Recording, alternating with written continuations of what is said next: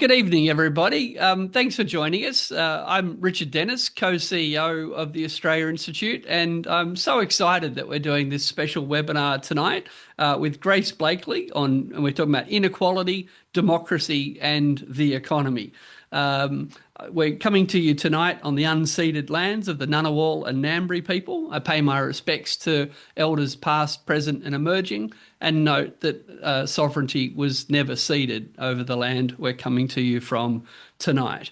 Now, before I introduce our special guest, I just want to go through a little bit of housekeeping. You'll be able to ask questions in the Q&A box. You can upvote other people's questions. I strongly encourage you to do that. Don't wait till the end.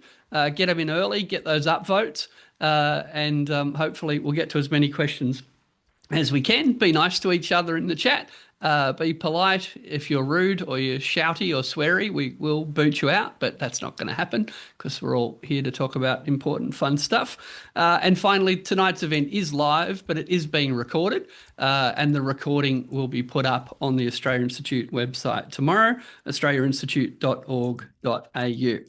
So tonight we are so happy and lucky to be joined by Grace Blakeley. She's joining us live from the UK. It's 8 a.m. for her. Grace, as I'm sure you know, is a political and economic commentator, the author of several books. Her latest, Vulture, Capitalism, which we'll be talking a fair bit about tonight, is out, and you can find it. We'll paste in the comments. We'll post in some links where you can find links to books and also to Grace's Substack, where she puts a lot of great content up and a lot of it for free. So really, if you want to support ideas, you got to support the people that generate them. And if you enjoy what Grace has got to say tonight, please do yourself a favour, buy a book, follow her on Substack and elsewhere. Her new book, I just waved it around before, it's got such a great title, Vulture, Capitalism, How to Survive in an Age of Corporate Greed. So with no further ado, Grace, I'm going to fire off a question that I'm sure no one's asked you before. Vultures are these big, ugly birds that feast on the carcass of the dead and dying. What's that got to do with modern capitalism? Hi, Richard. It's great to be here, and thank you for that lovely introduction. It's great to see so many people saying hello in the comments as well.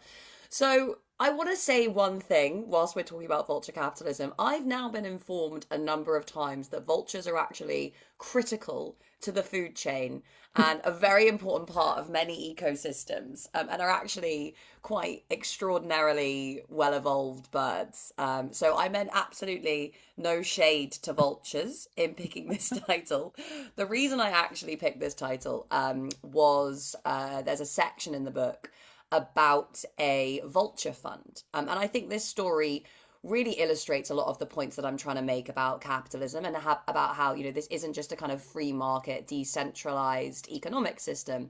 It's a system that's characterized by hierarchy and a kind of authoritarian oligarchic forms of control, where those with the resources are really able to kind of undermine democracy and direct production and politics in their interests.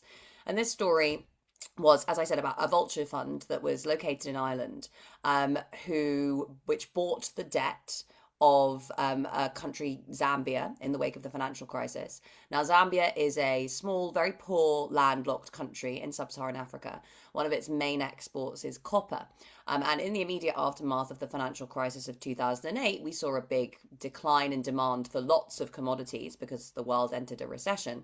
And so through no fault of Zambia's, it hadn't, had any banks that had been involved in selling mortgage-backed securities, or hadn't had a round of deregulation, or really kind of, any of those things that had led up to the financial crisis in the US and the UK. And yet it was dramatically affected by that crisis when the price of copper sank, its export revenues fell, and its debt became unsustainable. Much of that debt, by the way, the kind of odious debts that had been accumulated and rolled over under colonial regimes, which obviously the people of Zambia had no influence over. So Zambia is sitting under all this debt, and this vulture fund swoops in, buys up Zambia's debt, knowing that Zambia is about to default on that debt. So knowing that it's not going to be able to pay its debts and it's going to have to enter into negotiations with its creditors. As one of those creditors, this vulture fund, Donegal International, said, we don't really want to negotiate, we're going to take you to court. So that vulture fund sued the government of Zambia, one of the poorest countries in the world, and received a settlement worth millions of dollars, which basically, and the health minister of Zambia said this at the time, this is money that has been taken out of hospitals that would be caring for sick children and families. It's money that could have gone towards poverty reduction, that could have gone towards Zambia's development, and instead it is literally being siphoned out of the country and into the pockets of extraordinarily wealthy shareholders in a hedge fund in Ireland. And that's really, I would say, indicative of a lot of the kind of relationships that I'm talking about when I talk about vulture capitalism, because what we see there is not the kind of neutral, abstract operation of a decentralized free market where lots of little producers are all building their small businesses and competing with each other, and whoever comes out on top gets all the profits. Instead, you see a system that's characterized by this kind of top-down hierarchy where there are all these rules about, sovereign debt and what a default looks like, that the people engaging in these transactions had no control over. They didn't set those rules. They were set in a boardroom somewhere halfway around the world by a bunch of very powerful, largely unelected people, and then used by extremely wealthy individuals and institutions to augment their own wealth and power. So what this exposes, and really what the whole book is about, is that capitalism isn't this decentralized free market system. It's instead a system that's characterized by oligarchy, by centralized kind of coordinated control, almost the type of thing that you would associate with centralized planning under like state socialism in the USSR, but this time it's under capitalism, and it's being undertaken by big firms, financial institutions, and the governments that work alongside them. And it kind of not just undermines development, as we saw with the Zambia story, it really constrains our freedom and undermines democracy. Because we can't really say that we're free if we're participating in all of these systems over which we have so little control, and which are generally exploited by the rich and powerful to basically kind of crush everyone else. So that's where vulture capitalism comes from. Excellent. Look, we'll come to the democracy bit soon, because I think it's so important, both in terms of your argument, but in terms of what's happening in Australia and around the world. But let's just kind of unpack the free bit. I mean, here at the Australia Institute, we spend a fair bit of time trying to unpick a lot of sort of market power and oligopoly power, and yeah, all in a rhetorical frame that it's all about freedom and free markets and, deregulation, etc. So before we talk to the democratic bit, could you tell us a bit more about your the argument you're making in the book that far from being all these fiercely competitive small firms, this is actually just a very cozy club, not just of companies acting as a cozy club, but companies acting as a cozy club with a cozy club of regulators, and they're actually optimizing the system for themselves, while, in economic theory, it's the consumer that benefits from all the competition. But in Australia, at least, the most likely place a bank regulator is going to wind up working is in a bank. Somehow being a public servant for 30 years is all the preparation you need to go run a major bank in Australia, because funnily enough, having learned how to regulate the banks for years, the banks are very keen to come and employ you. So is that what's happening in the UK as well, these sort of clubs rather than competition? 100%. It's happening all over the world. And you see this with the levels, you look at America, for example, where the levels of market concentration, so the market share held by a certain number of firms has shrunk. So there are a small number of very powerful firms that control an increasing share of the market. You see that in Europe as well. You see it in Australia.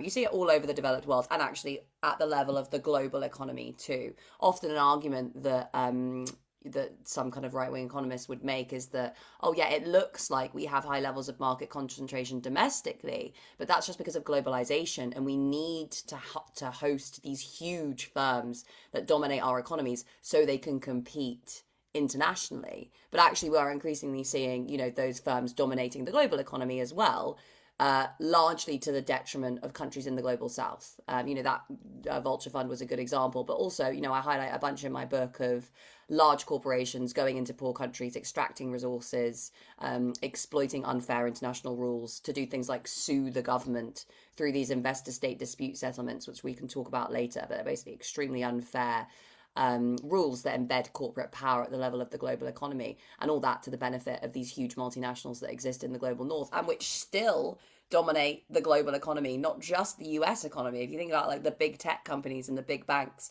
they're not just dominating the US economy, they're dominating the world economy, which is absolutely crazy levels of power. And the point to take from this, because again, neoclassical neoliberal economists, to the extent that they look at market power, they'll only look at it in terms of the impact it has on prices. So monopolies are supposed to exploit their market power to raise prices and increase their profits, which is a kind of market distortion. It like undermines the efficient operation of the market, which is why those kind of mainstream economists resist, well, sometimes allegedly should resist monopoly power. But that's not the only problem. I mean, it is a problem, and we have seen lots of cases of prices being pushed up by firms that have a very high market share. And we were talking before the webinar started, Richard, about Isabella Weber's work, which has been really interesting on that, the way that she's shown that firms that exist in a kind of oligopolistic market structure have been able to exploit an inflationary environment, so an environment of kind of rising prices, to raise prices more than they otherwise would have, more than they need to, based on the extent to which their costs have risen, and exploiting their market power to do so. So prices is one part of this, but it goes so much further. It's not just prices for the commodities and services that are being sold by these firms. One of the biggest impacts of market power is this issue of monopsony. So rather than just being the biggest buyer in a market, rather than just being the biggest seller in a market, being the biggest buyer in a market, and the most crucial market being the labor market. So when you have one big firm that dominates a labor market, whether that's nationally or even locally, if a big Amazon warehouse moves into a small town and suddenly it's responsible for 50% of employment, that firm can basically dictate conditions and wages to everyone in that area, and they have no choice other than to accept it. They certainly can't unionize because Amazon's not going to let them. So that market power that those firms are able to wield over workers is really important. But the big thing I look at in my book, and I think the thing that maybe the left hasn't been so good on historically, is the way that those firms also influence the operation of the state, of government. So I think a lot of our response to the free market critique has been to say, oh, well, the government can do good things as well, which is obviously true. It provides social services, it's given us welfare state, etc. But I think it's really important for us to recognize the extent to which our governments have been captured by vested interests that have not just extraordinary economic power, but extraordinary political power. And it's very important to remember that economic and political power are not separate. This is a critical idea within liberalism, which is the kind of political ideology that sits alongside most kind of like mainstream economics, is that you have politics over here and the economy over here. And the job of the politicians is to learn how the economy works and then figure out how best to regulate it. The issue with that theory is that they're not separate. So as you were just saying, Richard, like you go, work as a bank regulator and then you go work in a private bank and vice versa. The money that flows between these two areas, between the state and big businesses and financial institutions is astonishing. The lobbying that goes on and all of the other kind of small interactions that take place mean that economic and political power are fungible. You can translate one into the other, as someone like Elon Musk or Donald Trump would very easily tell you. And because of that, market power doesn't just mean you get to dominate a market and you get to increase your profits. It means you get to shape politics and society much more generally. You're setting people's wages. You are determining where investment goes, what we're innovating in. The reason we have this kind of crazy level of like AI slop and brain rot at the moment and all these new AI innovations that nobody asked for is because that process of innovation is being controlled by a few small and large, very powerful firms that are able to say, this is where innovation in our society is going, and it's going down a route that I don't think any of us would have chosen. We would probably have said there are bigger issues that we need to deal with than, like, getting a computer to make a movie on its own. But because those people control the direction of innovation, that's what we get. They also, as I've said, massively influence our politics. They influence not just who wins elections, but the policies that are available. They influence the media, like what we're able to even imagine in terms of where society could go next. So market power isn't just economic power, it's also political and social and cultural power. And mainstream economics doesn't really take that into account. There are lots of other economic traditions that do. I myself come from a Marxist tradition, which sounds very scary to everyone, but it's actually a very particular analysis and understanding of capitalism, which starts from production. So people like David Ricardo and Adam Smith looked at the process of exchange in markets and said, oh, there's lots of little buyers and sellers. They all come together in markets and they exchange things.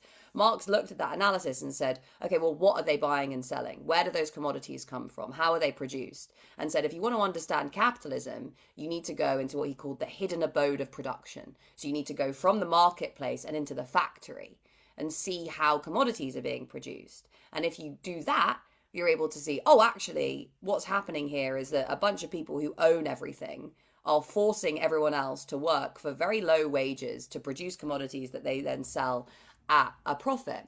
And he realized that because of the way that capitalist production works, there would inevitably be this transition from competition to monopoly.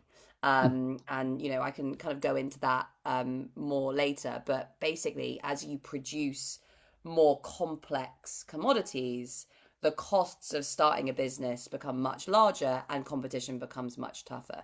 No one's going to be able to start a new aerospace company that can compete with Boeing because the costs of doing so would be so astronomical. And also they have political power and, they're able to erect lots of barriers to entry.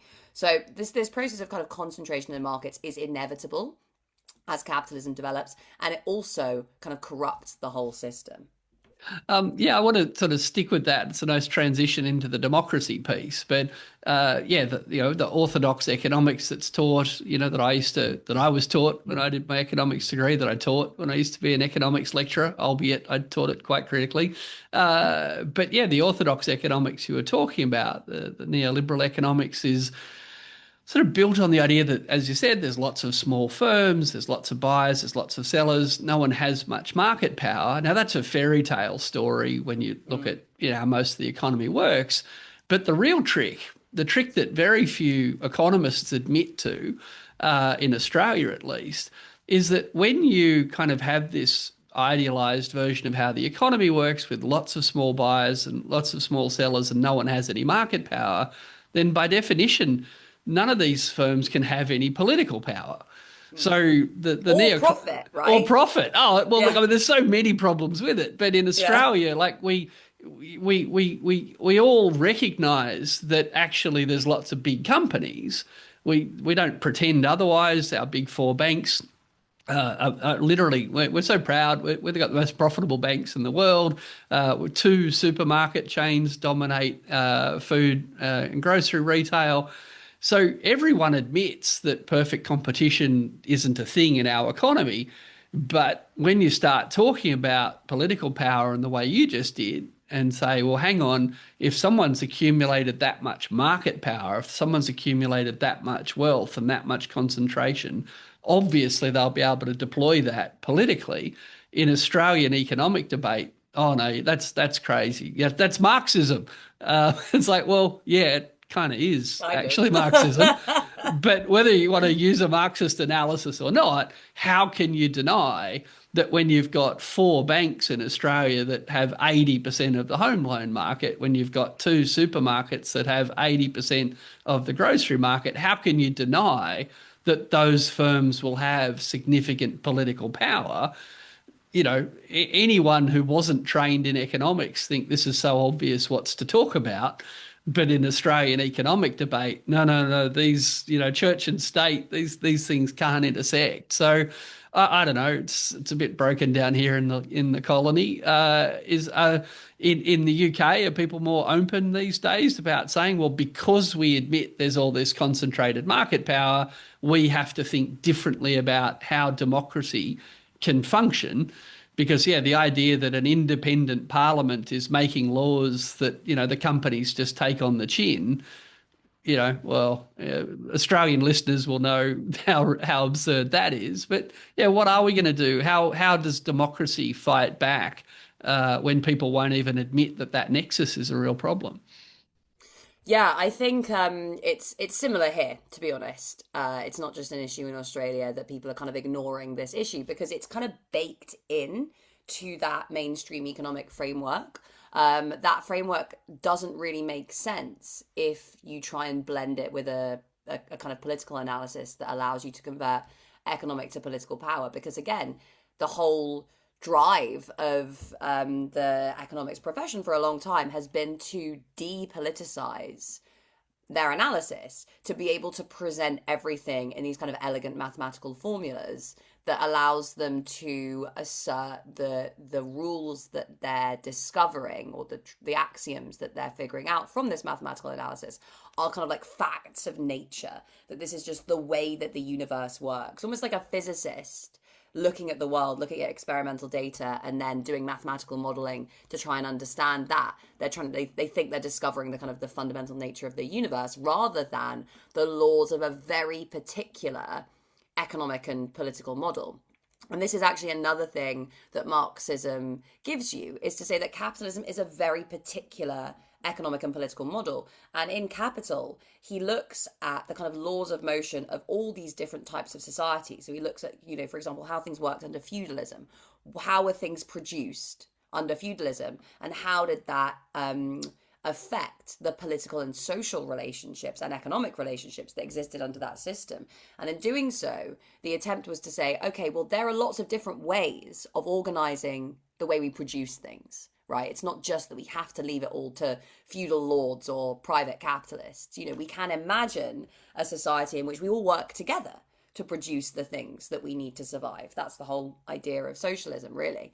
And yeah, that process of kind of saying things could be different by looking at the way that things have been different across different societies is really important. But mainstream economics completely denies that. It is very solidly an analysis of how capitalism is supposed to work, not how capitalism does work, how capitalism is theoretically supposed to work if you look at it from the perspective of someone like Adam Smith, for example, where it's all, nice producers in nice markets who are generally good to each other and don't try and influence politics.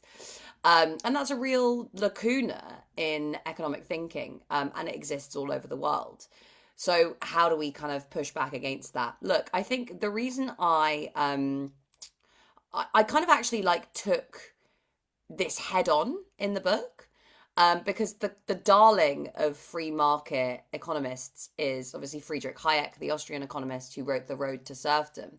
And his argument was basically that we need free markets because they're this incredible computational machine that allow lots of different people to kind of coordinate and collaborate across time and space and end up generating a really efficient market economy.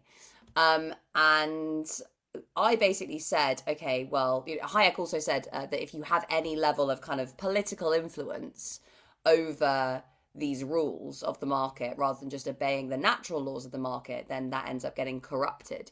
And equally, if you have too much market power or any, concentrations of power in what is supposed to be a decentralized market economy, then it stops working. And you end up going down the road to serfdom, i.e. to domination and control and authoritarianism of the kind seen in the USSR. And I thought this argument was interesting because the more I read Hayek, the more I realized that the critique he was making increasingly applied to capitalist societies themselves. So he was really worried about concentrations of economic and political power and how political power would affect the economy and vice versa. How, unions, for example, might be able to influence the rules of the economy and kind of tilt the playing field in their favor. And more generally, how any kind of agglomeration of influence among a small number of people would disrupt the operation of the market mechanism to such an extent that you couldn't really call it a free market society anymore. And that is how modern capitalism works, except instead of unions controlling markets, it's large monopolistic corporations. And instead of politicians undermining the efficient operation of the economy, we have large, powerful corporations very heavily influencing the way that politics works. So the Hayekian critique, which is a critique basically of too much power coming to dominate what should be a decentralized system, applies to modern capitalism. Now, you can make that critique from the right, from a libertarian perspective, and say we need more and better free markets. The reason that I don't think that works is because this is how capitalism has always worked. And we've had very brief respites, not when we've suddenly had everyone decide, okay, we really need to promote free markets. The times when the market has been most free has been when the balance of power has been more equal between different social groups. So instead of having one group dominate everything, like big business dominate everything, you've had a much more equal balance between workers and bosses, say, between citizens and the state. And because no one's been able to dominate, things have been a bit more free. But if you go back to the origins of capitalism, just think about how capitalism was born. It was born in a kind of marriage between big, powerful imperialist states and big, powerful corporations. My favorite example of this is the East India Company, right? Which Edmund Burke, who was a kind of philosopher at the time, looked at the East India Company and called it a strange absurdity because it was a state in the guise of a corporation, right? So it kind of blurred these boundaries between states and markets because basically it was created in a collaboration between wealthy merchants and the British state in pursuit of imperial power. That was at the very, very start of capitalism. And there were loads of different companies built by lots of different states doing these sorts of things. And it was at one point the most powerful corporation in the planet. And our history of capitalism kind of just writes that out of existence. It says, no, they were all nice, small little industrialists who were making incredible discoveries and competing against one another. No, capitalism was born in this marriage between the state and big business in pursuit of imperialism, basically. And that hasn't really changed, though the nature of who's in control has ebbed and flowed over the course of history. Because, of course, we had times when workers were more powerful, so they were able to kind of push their demands much more strongly within businesses and the state. So that's really my argument, is that we can't go back to some kind of like idealized free market system because it never really exists. Instead, what we need to figure out is how to shift the balance of power away from big business, big finance, and the politicians in their pockets, and towards citizens, towards workers, towards ordinary people. And that requires policy changes, but it also requires on-the-ground organizing, which is something that I look at a lot. So this is like ordinary people organizing into tenants unions and taking back power over their landlords, communities organizing to take on big developers or whatever, all of these ways in which people are taking power back at the grassroots, as well as all of the policies that we can implement to support them. You're getting a lot of thumbs up and hearts in the comments at the moment. Look, I want to take it to the what else we could do differently, but just, in Australia, the terminology of free markets gets used in the same way. But we spend a lot of time here at the Australia Institute reminding people that the so-called free marketeers love subsidizing the fossil fuel industry. The so-called free marketeers love subsidizing our private schools. The so-called free marketeers love subsidizing private health insurance, private hospitals.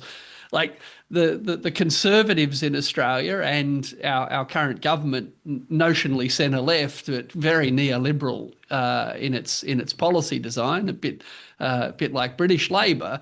So the two major parties in Australia talk about free markets all the time, but rhetorically, I certainly agree with your critique. It doesn't work that way. It's never worked that way. But rhetorically, a lot of progressives kind of take the bait.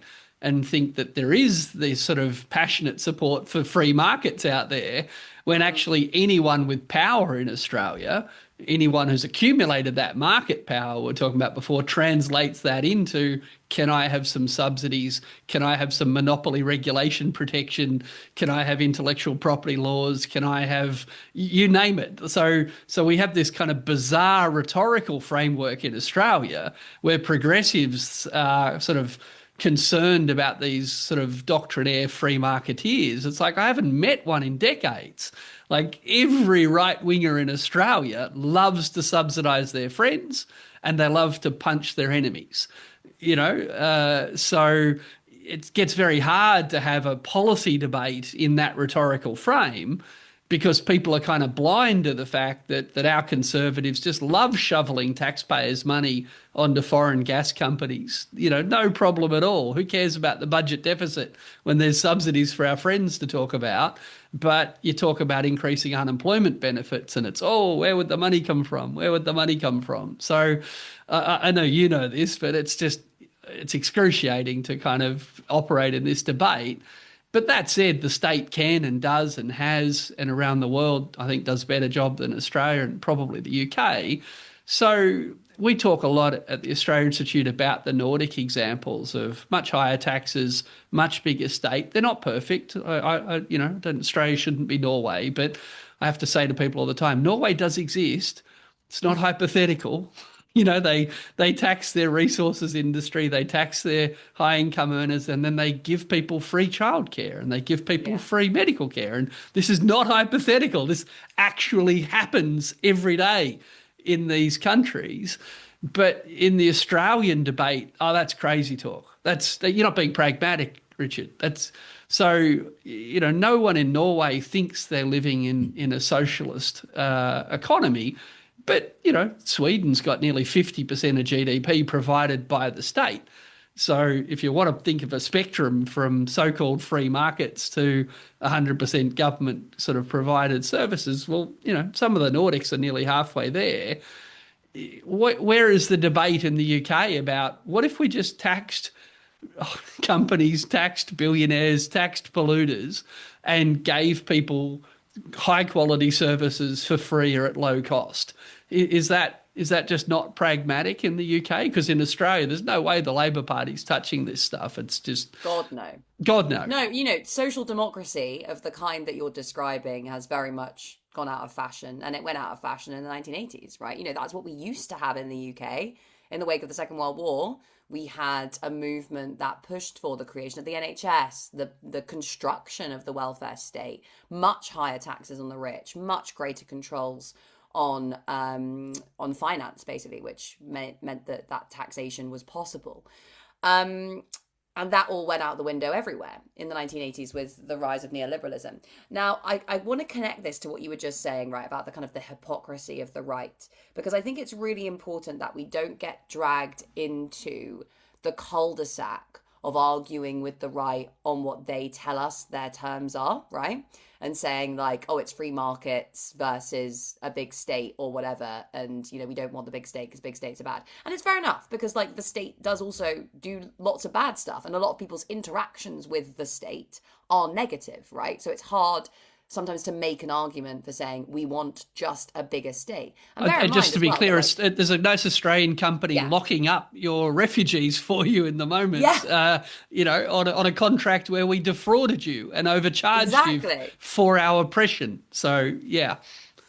Yeah, exactly. And I mean, if you think about, the Nordics are a good example of a kind of social democratic system with a large state. If you look at, for example, China, that's a huge state, but with no real social security, no unemployment insurance, no real socialized healthcare, but a state that very much controls the kind of commanding heights of the economy. And it's still a very capitalist model. It's just a kind of a different version of that. So what I argue is it's not necessarily about the size of the state. It's about who has power within society and within political institutions. And this again comes back to this question about debating the right about ideas, because coming from this perspective of Marxism, the other insight is that what actually happens in a society and what people think has less to do with the ideas that people hold and much more to do, again, with the way we produce things and who has the power in that society. So the liberal idea, going back to, again, the kind of 1900s, is like you just have a debate amongst clever people. The clever people decide amongst themselves what the best idea is, and then they implement that idea and they build the kind of society that is suggested by that idea, right?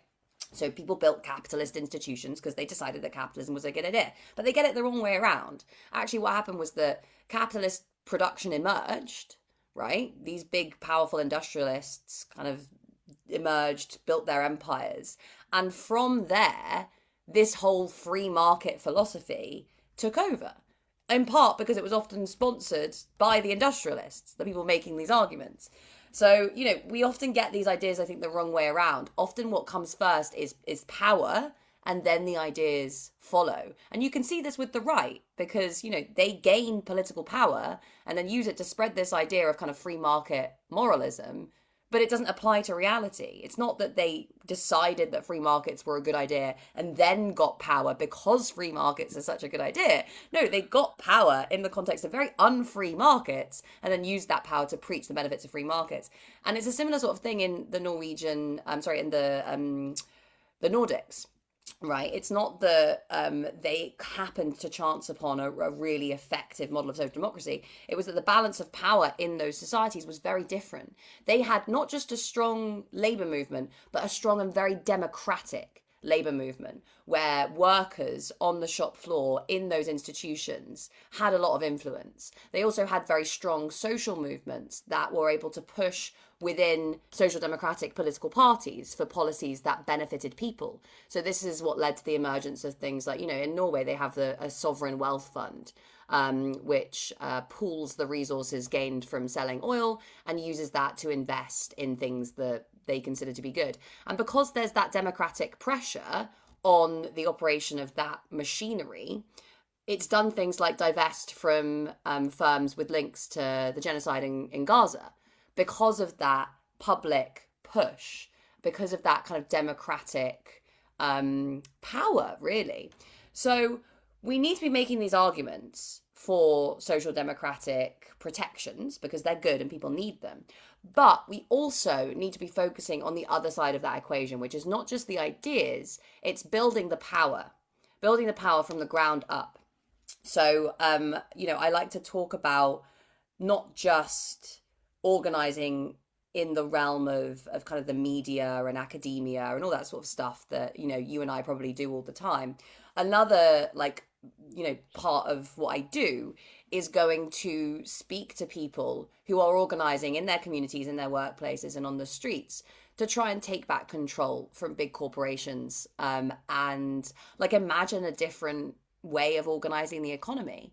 One of the examples I actually have in my book is from Australia. I don't know if you've gotten to that bit yet, Richard, but at the end of the book, I talk about the Australian green bans in Sydney in the 1970s, when unionists worked alongside communities to basically kind of constrain the power of big developers that were trying to come in and gentrify their places. And the kind of pretty tragic history of that when the state got involved to kind of push back against that. But nevertheless, a really exciting example of kind of community power in pursuit of, protecting communities, but also of environmental goals as well. And I love those examples, and there are tons of them. I write about them on my Substack all the time, of communities, workers, ordinary citizens pushing back against corporate power and showing that there is another way. Because the whole myth of capitalism is not really founded on free markets per se. It's founded on the idea that we are all these isolated, atomized individuals who just have to compete against one another because that's the way we're built. And the more we can show that human beings have these instincts for cooperation, for collaboration, the more we can say, okay, well, actually, democracy works, not just in politics, but it could also work in our economy and our wider society as well, if we allowed people to really have a say over the way we produce things, over the rules that govern our society. That, yeah, we have the capacity to imagine something quite different. I was so excited when you mentioned the green bands because it was one of those moments when you're reading a book and you think, "Oh, it sounds like the green bands," and then Yeah. it was sort of so set up for that. But it's interesting because as a think tank, we perform quite a wide range of functions. Perhaps unusually, a lot of our work is helping a community that's trying to stop a mine getting built by debunking the economic arguments used by the people who want to build the mine. Amazing. So Yeah. in Australia, you want to build a mine, you say there'll be $10 billion of exports and thousands of jobs, and they just make all this shit up, all this economic modeling. And, we kind of provide support to unions making a wage case, communities trying to stop a coal mine getting built on their farmland, you name it. So we publish and, talk to people in Parliament, talk to the media, but a lot of our successes have actually come from showing up on the ground and saying, look, you have to organise to win, but the people trying to beat you are using this bullshit economics at you. And no one believes that stuff, but no one knows how to counter it. So yeah, I think one of the big problems in debates about democracy is people get stuck. Should I operate at this level or should I operate Yeah. at this level? And it's actually they operate at all levels to Yeah, win. so And true. so one last question from me, and then we're going to turn to there's a lot of questions here from the audience. But we've talked a little bit about inequality tonight, and a little bit media's come up a couple of times. But in Australia, inequality has just become far worse. By every measure, income inequality, wealth inequality, gender inequality, you name it. But just inequality of access to services has radically changed because we now rely on these privatised models.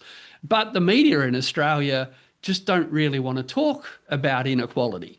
They either just don't want to highlight, a class analysis of look what's happening here. They don't want to say to their high income readers, boy, maybe we should be worried about people who aren't as rich as you.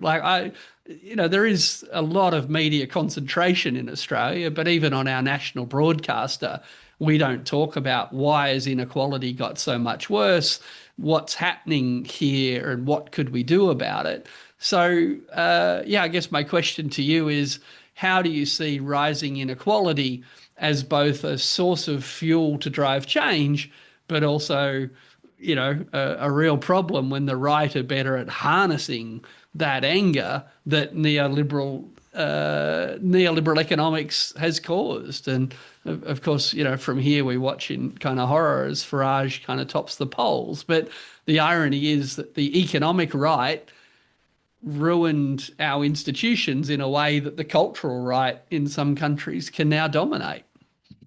Yeah, it's been a really impressive transition from the right, from these arguments around free markets, which you don't really hear people making that much anymore, through to exploiting the anger and rage that people feel after decades of basically the capture of our political institutions by the wealthy, exploiting that to foment division and discord. And I think it's really important that we understand how this has happened, because it's not a simple case of people who've been screwed over under the capitalist model end up voting for right-wing parties, because they can go either way. The Greens are also doing really well here, right? And they're picking up support in a lot of working class communities where people are, for example, like on 0 hours contracts and really kind of getting screwed over by their boss. Nevertheless, there is this big constituency of people who are living in, what we would call kind of left behind parts of the country, often places where there used to be industry, which was shut down in the 1980s and has never really been replaced, and they've been ignored for decades by politicians. And the thing that you get when you go to these places, the sense of what people are experiencing, is not just economic dislocation, it's not just poverty, it's actually a sense of powerlessness. And this was really what I wanted to write about in my book, Vulture Capitalism, because the other thing that I really wanted to study was where this sense of powerlessness came from.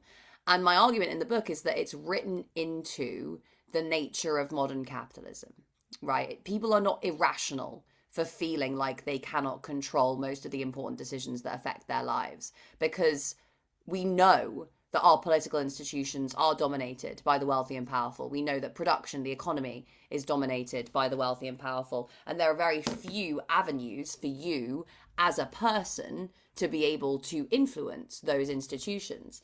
Now, the big transition here, and the one that's really important, because obviously this has always been the case, right? But it seems to have stepped up recently.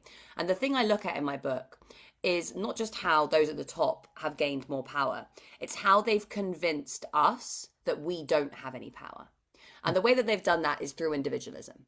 It's basically by telling us you're all alone, you have to compete to survive, and everyone else is out to get you and you shouldn't cooperate.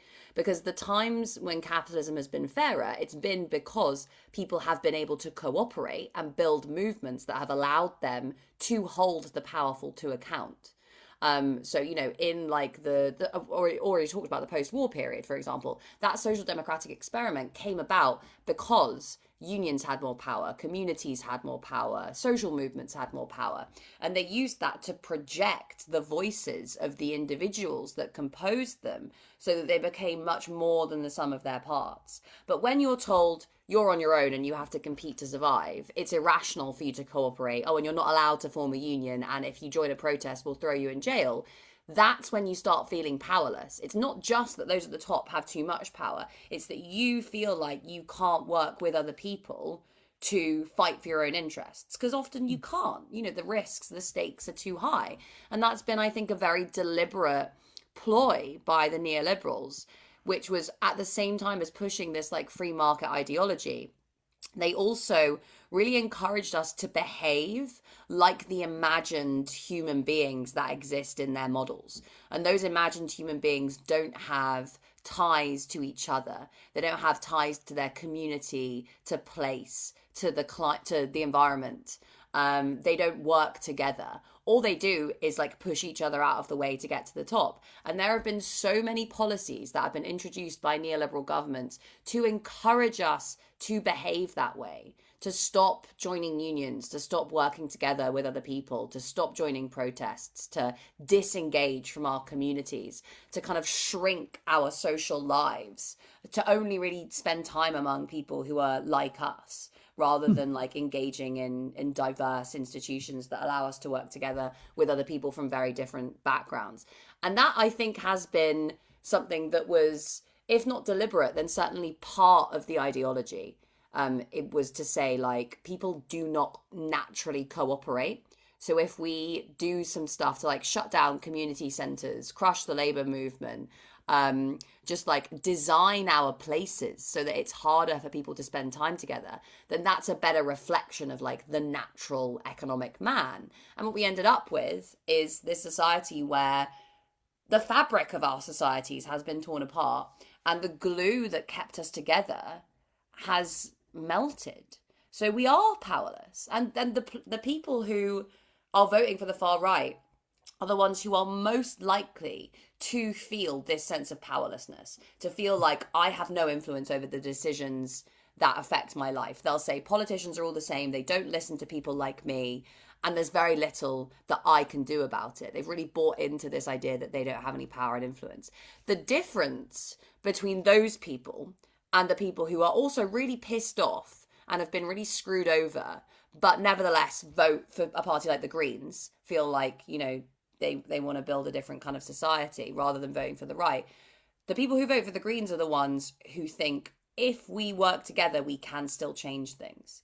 So they're people who still have this sense of hope that comes from kind of solidarity and like a form of kind of, you know, organizing, whether that's political organizing, labor movement organizing, social movement organizing. A lot of these people come to the left by participating in something like a tenants union or, you know, a campaign to save their local library or a climate protest or, you know, a protest over Gaza or whatever. They realize that when they come together in these spaces with other people to fight for their rights, they can change things. And that's what pushes them to the left rather than to the right. So this is really, I think, where we need to focus. It's not just saying, oh, you don't really understand your interests. Nigel Farage is going to screw you over just as much as all the other politicians. It's true. But I think, that actually often only makes people more cynical. What they need is a sense of hope. They need to be able to believe that if they were to join up with others as part of a movement, that would make a difference. And that's something that has to be shown, not told.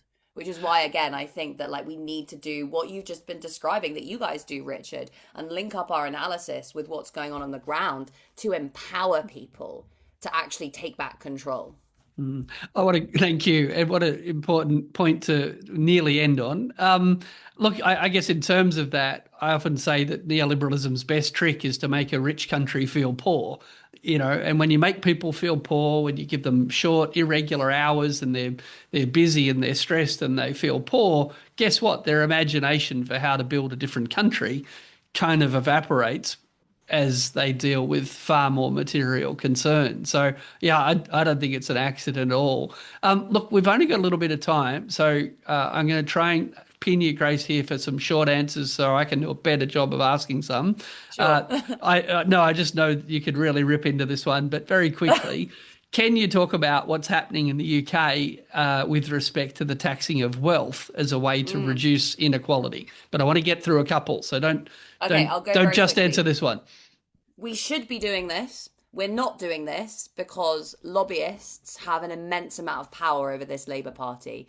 And, that's not just me as a critic of the Labour Party saying it. There's been lots of analysis by people like Open Democracy, the Good Law Project, as to the level of both donations that have gone to this Labour Party from vested interests and the number of meetings that they've taken. Since getting into power, Labour's taken 500 meetings with fossil fuel companies. They have not taken that many meetings with representatives of ordinary people or the Labour movement or any of that sort of thing. So we want a wealth tax. It's very popular, regardless of who you're voting for, other than maybe people who are voting for the Tories because they're all rich. But it's not happening, basically, because of the influence of money in our politics. And so, yeah, that's why it's exciting to have a new political movement that we have right now in the form of the Greens, because it's taking that anger, taking that desire for change and translating it into a political project. Well, relatedly, how do you think in the UK younger people are looking at politics differently? And how do we steer people away from cynicism, which is disempowering, into productive anger or optimism? What's your sense of what's happening in the UK? So young people very much support the Greens here, which is really exciting. For those of you who don't know, by the way, I've been talking about the Greens, and the Green Party just elected a new leader called Zach Polanski, who's been explicitly advocating a kind of eco-socialist platform. So that kind of alliance between red and green almost, which has been really popular. He's soared in the polls. He's taken loads of votes off Labour, particularly among young people. So the Greens are by far now the most popular party among young people.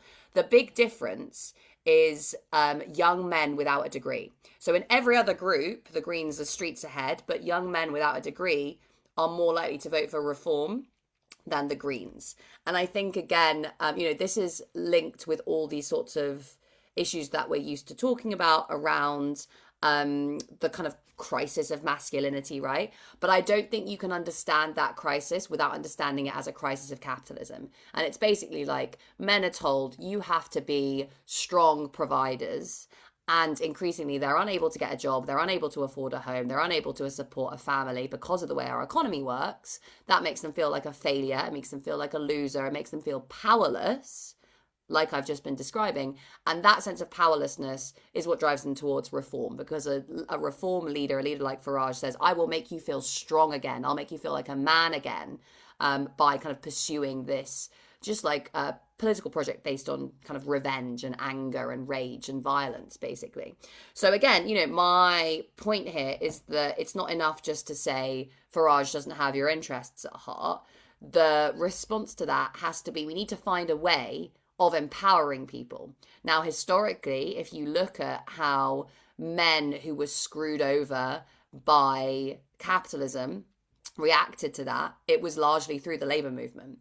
And it's not a coincidence that someone like Benito Mussolini, right, who was one of the originators of the whole fascist ideology, former socialist, became a fascist by basically telling people the symbol of fascism was the fasces, which was this bundle of sticks bound together with an axe in the middle. And the idea was one stick is very easy to break, but a bundle of sticks is hard to break, i.e., come together as part of a movement and we will attack our enemies and make ourselves stronger than we are as individuals. This is not coincidentally a parallel to the symbolism of the labor movement, which was one finger is easy to break, but a fist is hard to break. So fascists used that pre-existing socialistic ideology and imagery of the power of coming together to fight for your interests. But instead of fighting the capitalists, they said, let's fight refugees and migrants and powerless people because that will make you feel strong. So we can't just respond to that by saying they don't have your interests at heart. We have to be able to say ours is a political project that is actually designed to give you genuine power in your workplaces, in your communities, in society as a whole, and then show people how that really works. All right, now 2 minutes I'm going to give you to try and answer this question. I think it's an important one. What types of regulation do you think can be used to control the political power that we've talked about tonight of these large corporations? How do we change the system to reduce their political power? So look, I think there's loads of policy changes that you can do to limit money in politics, limit lobbying, limit the access that these companies have to regulators and to politicians, limit their influence over the media, all that sort of stuff. My argument would be that it's kind of a chicken and egg problem. And we see this all the time, right? Like efforts at reforming campaign finance fail because the people who are doing the campaign financing put tons of money into making sure it doesn't happen. So, we enter into this kind of catch-22 of, okay, how are we going to change the system when the people who are currently winning from that system have no incentive to allow us to change it? So we have to be thinking about this on two fronts, right? It's on the one hand, building a legislative framework and pushing for policies that are going to limit corporate power over our democracy. On the other hand, we also need to be thinking practically about bottom-up grassroots movements that can mobilize people so that they can fight against the vested interests that are going to be, resisting those policies. And that can be things like, how are you organizing within political parties to make sure that your politicians are just as likely to listen to ordinary people and their members as they are the vested interests pushing them against this. It can also be kind of wider social campaigns. Like, for example, we've got the Patriotic Millionaires, which is a group of millionaires who are saying, we want you to tax us more. Really effective communications. Organising in the media, organising throughout the whole of society to make sure that this isn't just a demand for certain policies, but it's also a really fierce campaign that forces politicians to take notice. Well, thank you so much, Grace. I've just got a few things that I want to say to wrap up. But just firstly, thank you so much for writing this wonderful book, Vulture Capitalism: How to Survive in the Age of Corporate Greed. We might like vultures after all, but we don't have to put up with the greed. Look, for those watching tonight, if you haven't joined us before, thank you. Please subscribe to the Australian Institute's YouTube channel. There's lots of great webinars, hopefully like the one you've seen tonight. I'm also really excited to say tonight, Grace, guess what? At the Australian Institute, not only do we go out to people and help them do their economic critique, we've just set up a new website which is all about putting more progressive comment and analysis out. Because the media just don't want to talk about inequality, for example, or they don't want to talk about the fact that our economic debate is really just revolving doors of former politicians and former bankers. So if people don't already know, check out The Point. It's our new, and there's a link in the comments, our new website. The Point has got new stuff every day on climate change, inequality, democratic reform, you name it. We're taking over the means of distribution, not just production. And also just to plug, everything you've heard tonight requires some bravery. And the Australia Institute's new book is just out, A Time for Bravery. If you buy this, I promise that when you read Yanis Varoufakis's chapter, you'll say, thanks, Richard, that was a great idea. But there's great essays in there from all sorts of people, Yanis, myself, Amy Ramikis, Craig Foster, all sorts of people talking about how if we're going to change the country, we're going to have to be brave. We're going to have to stand up to people, as Grace has talked about tonight. So if you want to buy one of those books, you'll find links in the thing. If you want to find Grace's, again, you'll find them online around the world, but also check out her Substack. And the reason I say all this is because, we had 1,500 people sign up for tonight. We'll have tens of thousands of people watch this video. And I often end my talks by saying this. Neoliberalism wants you to feel like you're alone. The fact that 800 people have tuned in tonight is proof that you're not alone. You're not the only person that wants this change. That's neoliberalism's trick. So every time you're in a room full of people who agree with you, look around and think, no, I'm not alone. And sometimes, I don't know if you get this, Grace, I get, but you're preaching to the converted. Well, A, I'm not, talk to all sorts of people all the time, but B, you know what the church does every Sunday? They preach to the converted. It's the best organising strategy. People. Right. It's the best organising strategy. But the neoliberals are like, you're wasting your time if you're preaching to the converted. No, you're building your support base and then you take that out to elsewhere. So thank you for encouraging everybody to think like that, Grace, because we do need ideas.